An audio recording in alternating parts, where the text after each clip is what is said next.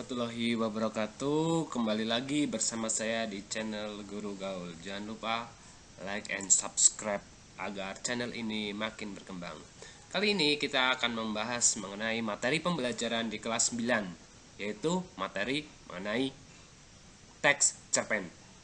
Apa itu teks cerpen? Sebenarnya untuk teks cerpen itu sudah biasa kalian dengar cerita-cerita pendek saat di SD juga dulu sudah sering diajarkan.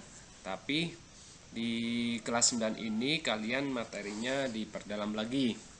Ya, materi kita kali ini tentang bahan ajar bahasa Indonesia kelas 9.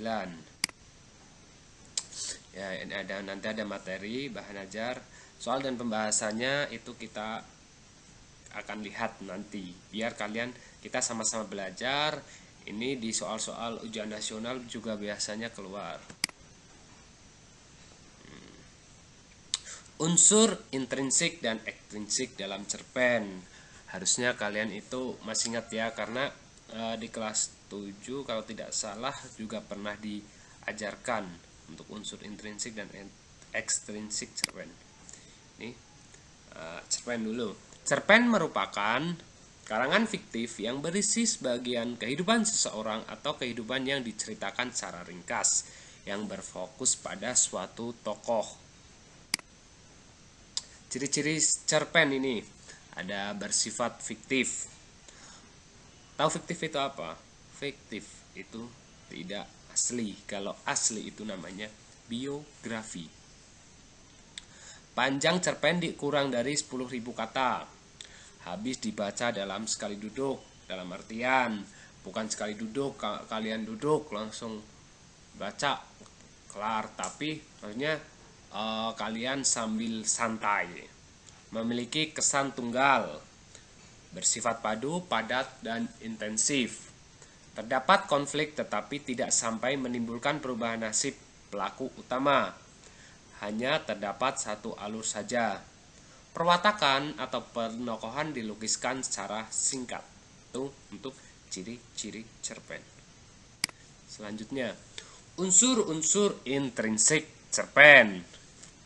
Unsur intrinsik cerpen adalah unsur yang membangun cerpen dari dalam cerpen itu sendiri.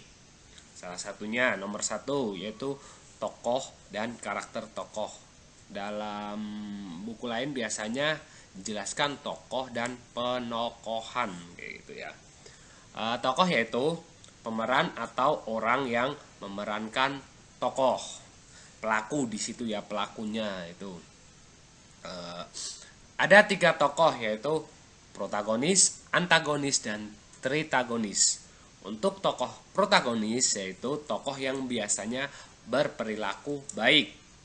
Sedangkan untuk lawannya, antagonis itu tokoh yang biasanya berperilaku jahat.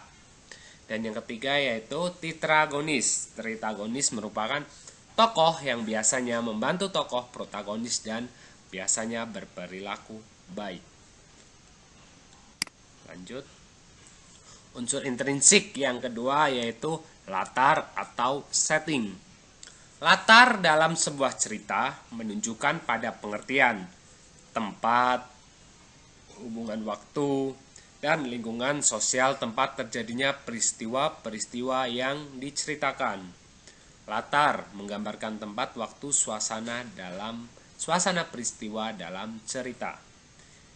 Yang ketiga, alur atau plot. Alur adalah urutan peristiwa yang berdasarkan hukum sebab akibat. Alur tidak hanya mengemukakan apa yang terjadi, akan tetapi menjelaskan kenapa hal ini bisa terjadi. Kehadiran alur dapat membuat cerita berkesinambungan. Alur dibedakan jadi 3 ya. Ayo coba diingat apa aja. Maju, mundur, dan campuran. Lanjut.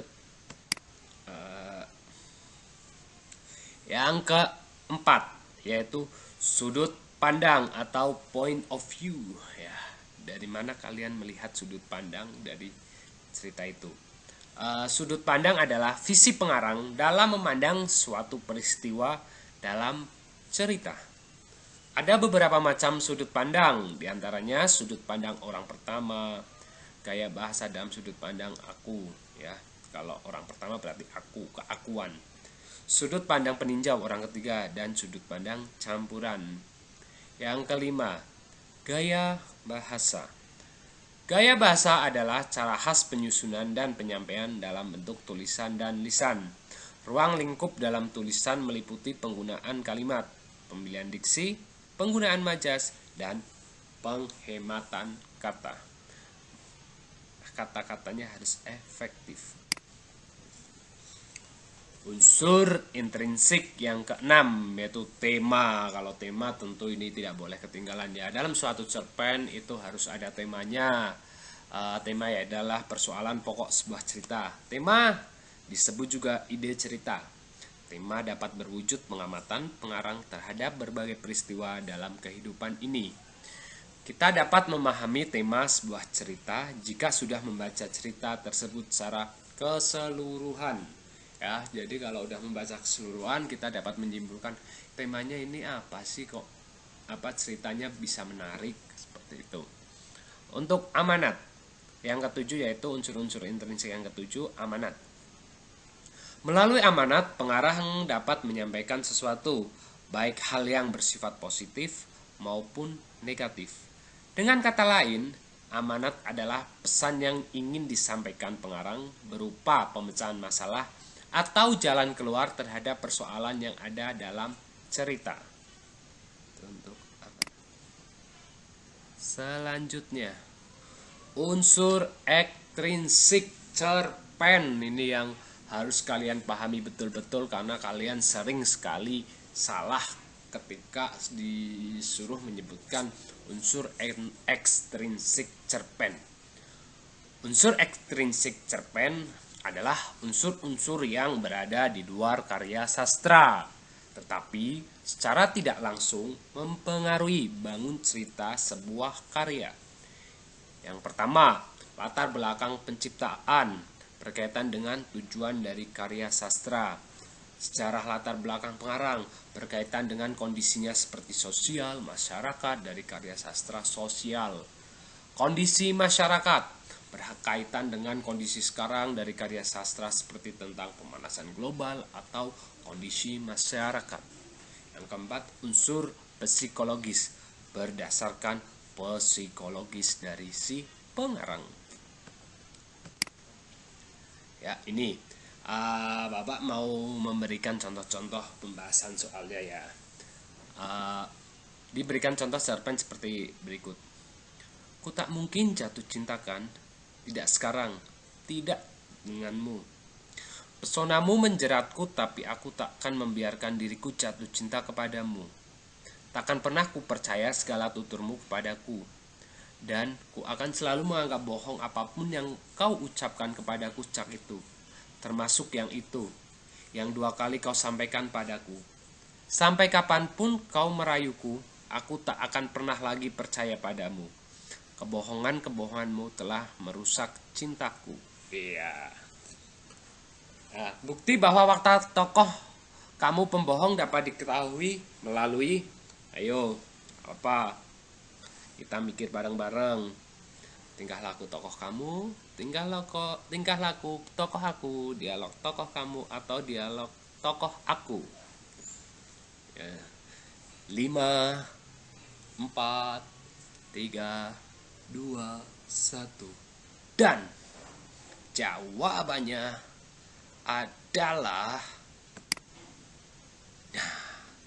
D. Ayo, siapa yang jawab D tadi? Nah, ini jawabannya D. Pembahasannya ini, watak adalah gambaran perilaku atau sikap tokoh dalam sebuah cerita yang berhubungan dengan sifat duniawi. Watak tersebut tergambar pada kalimat-kalimat yang mengacu pada karakteristik tokoh menjadi bukti watak tokoh pada teks tersebut. Kata kuncinya yang pertama, ku akan selalu menganggap bohong apapun yang kau ucapkan. Yang kedua, kebohongan-kebohonganmu telah merusak cintaku. Iya. Lanjut ke soal berikutnya. Kita lanjut ke soal nomor 2. Bacalah kutipan cerpen berikut dengan seksama. Dengan memberanikan diri, aku pun bertanya, apa ibu kenal dengan seorang anak bernama Erik yang dulu tinggal di sana itu? Ia menjawab, silahkan masuk nyonya. Kalau Anda ibunya Erik, sungguh Anda tak punya hati. Ia membuka pintu tempat tinggalnya. Tolong katakan di mana ia sekarang. Saya janji menyayanginya dan tidak akan meninggalkannya lagi. Aku berlari memeluk tubuhnya yang bergetar keras. Nyonya, semua sudah terlambat. Sehari sebelum Nyonya datang, Erik telah meninggal dunia. Jasadnya ditemukan di kolong jembatan. Jawabnya dengan suara terbata-bata. Erik, maafkan ibu nak. Aku sungguh menyesal mengapa anakku Erik dulu kutinggalkan. Bukti latar tempat pada kutipan cerita tersebut ditandai dengan nomor. Ayo jawab. Apa? Kalau latar tempat biasanya ditandai dengan apa? Ya.